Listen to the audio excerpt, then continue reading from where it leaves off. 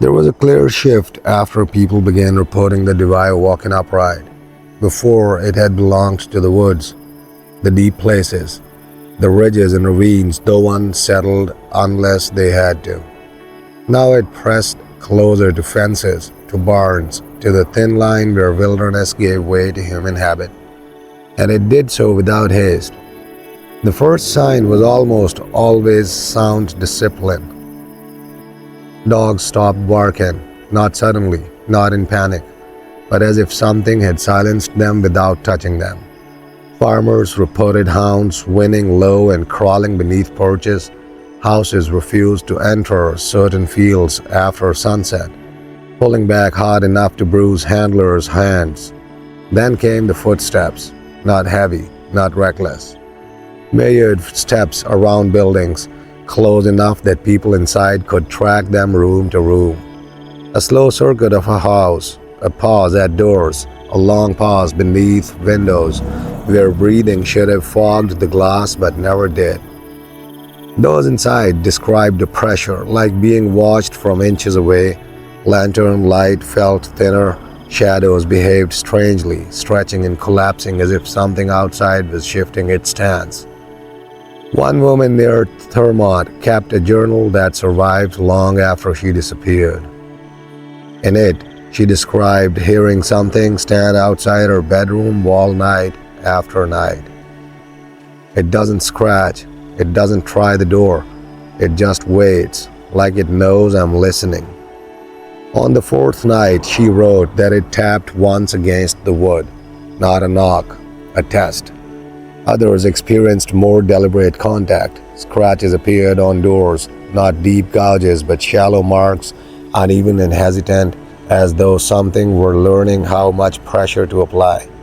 Windows were found smeared with mud and streaked with hair, high enough that no human could have reached without standing on something. In one case, a ladder left leaning against a barn was found moved beneath a second-story window the following morning. No one in the household had touched it.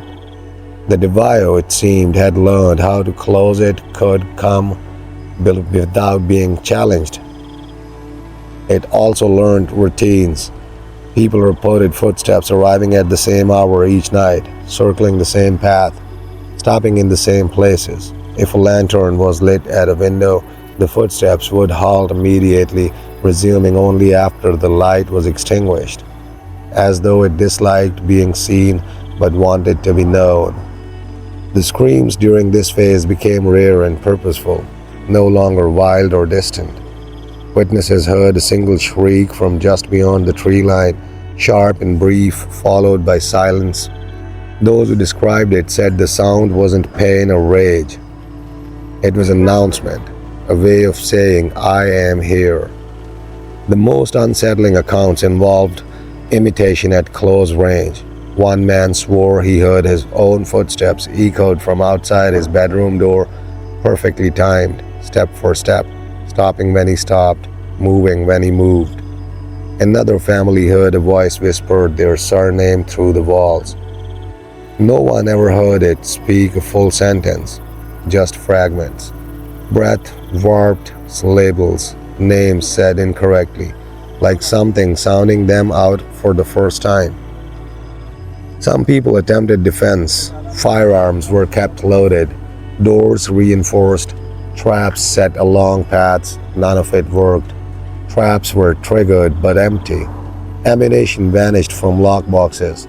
One man claimed his rifle was returned days later, leaned carefully against his fence, barrel bent, as though examined and rejected. Disappearances during this period increased, but not dramatically. The Dwayyo didn't take often. When it did, the pattern remained precise. People who stayed awake too long, people who stepped outside alone at night, people who responded to sounds without announcing themselves. Those who vanished left behind signs of intent. Shoes placed neatly, doors closed from the inside, paths leading into the woods that stopped abruptly as if the person had been lifted or turned. Communities began sleeping in shifts. Neighbors stayed with one another. Fires were kept burning all night. not for warmth, but for certainty, because as long as the fire burned, the Dwayyo kept its distance. When the fire went out, that was when the footsteps returned, closer than before, and the waiting grew longer, because by then the Dwayyo no longer needed to rush. It knew where everyone lived, and it had all the time the forest could give it. By the late 1800s, the Dwayyo was no longer considered a creature of the woods alone. It had become a presence. People spoke of eyes glowing faintly in the shadows, sometimes amber, sometimes green, always watching. Not the reflective kind that belonged to deer or cats. These eyes seemed to hold memory, recognition, intention. They followed people as though they moved from one side of the clearing to one another, sometimes disappearing entirely only to reappear higher up a ridge or across a stream impossibly fast. Farmers reported that the eyes were always paired, always at shoulder height, not symmetrical like human eyes, but aligned as though something was practicing posture, balance, and observation simultaneously. It wasn't hunting yet, not in the way one hunts meat. It was learning. One account tells of a man walking along a familiar path at dusk near the base of South Mountain. He was carrying firewood, humming quietly to himself. He thought he saw a shadow in the underbrush. He froze. The shadow froze. He took a cautious step forward. The shadow took one step back. For hours, he described the shadow mirrored him, matching steps, breathing, posture never close enough to touch, never revealing the form beneath but always present. That night, the man left his cabin for the first time after dark in years. He found footprints etched in the dirt that weren't entirely human and weren't entirely animal. They crossed his path multiple times, looping and doubling back as though whatever made them had circled him deliberately. Inside his cabin, objects had moved. A chair was placed in the center of the floor. His dog was silent, staring at the corner of the room where no light reached, and faint scratches marred the doorframe, lines long and uneven like claws testing human construction. Neighbors began to notice patterns in the eyes themselves. Sightings were not random. Eyes always appeared along borders, fence lines, ridge tops, water sources. They never lingered in the center of a field or open pasture. They waited at threshold where one space transitioned into another.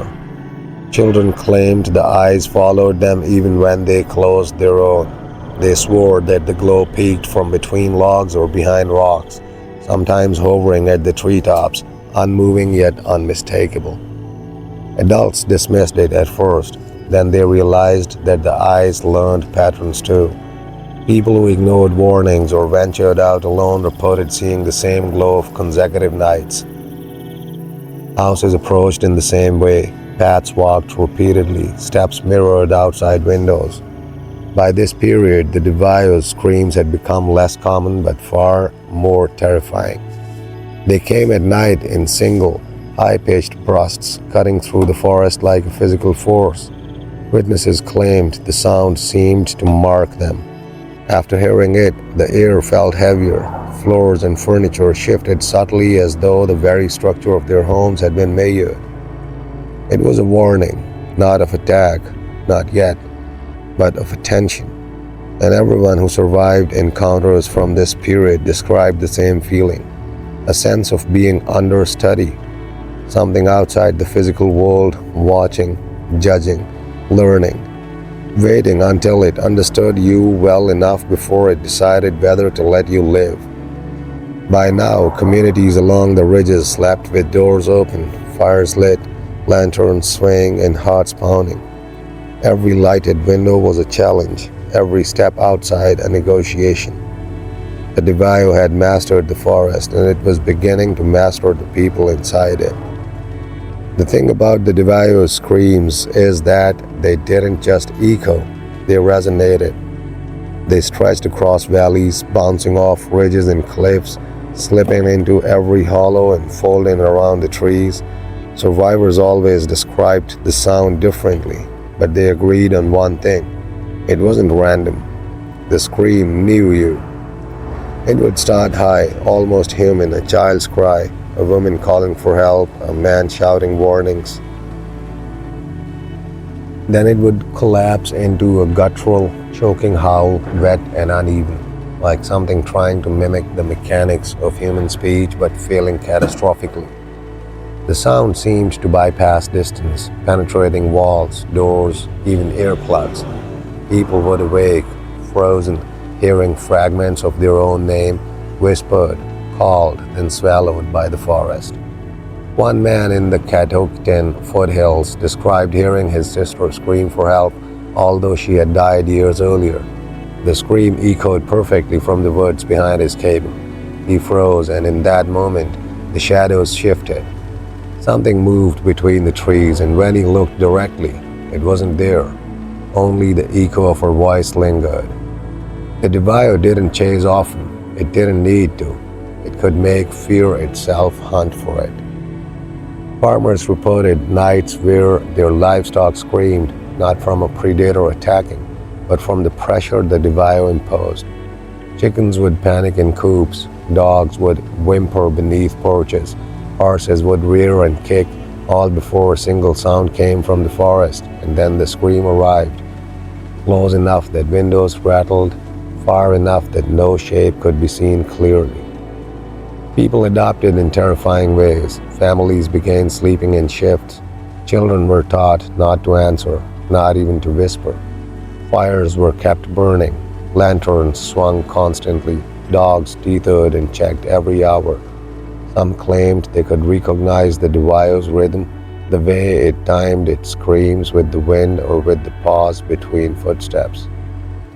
Others weren't so lucky. A pair of brothers living near a ridge told of being awakened at midnight by unmistakable shriek. They had been joking the day before, mocking the tales of neighbors. When they ran outside with lanterns, the scream ceased, not fading, not echoing. It simply stopped. The Dwayyo wasn't gone.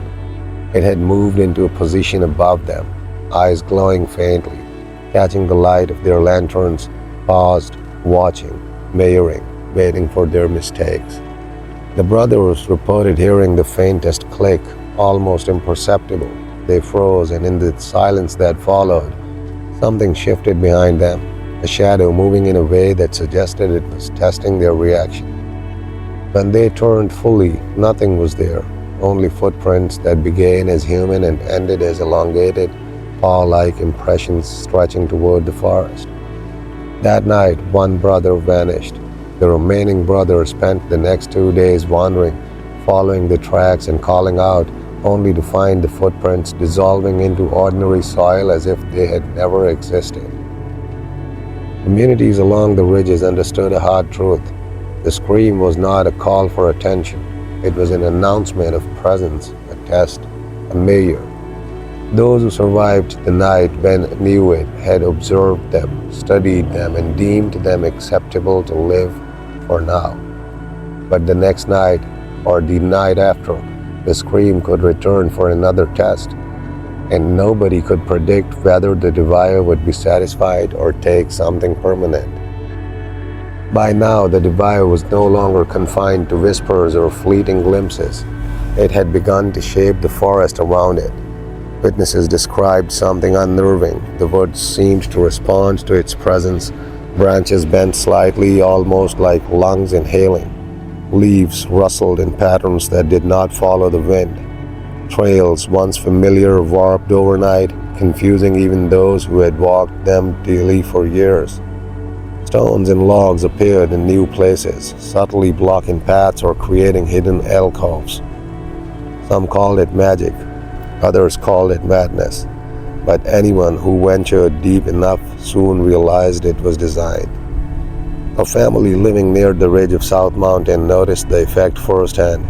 They woke to find their fence partially collapsed, not torn violently, but shifted inward, forming a natural barrier leading deeper in the forest.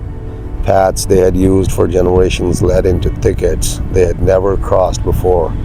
Tools in their shed were repositioned, not haphazardly, but aligned perfectly, as if someone else had a sense of order they did not.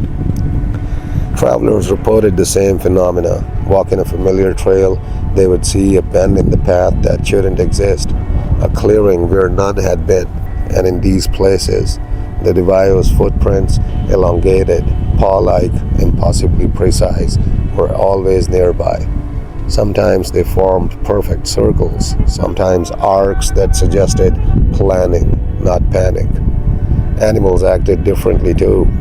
Deer avoided certain streams, birds refused to perch on specific trees, dogs howled at nothing and refused to move toward open fields.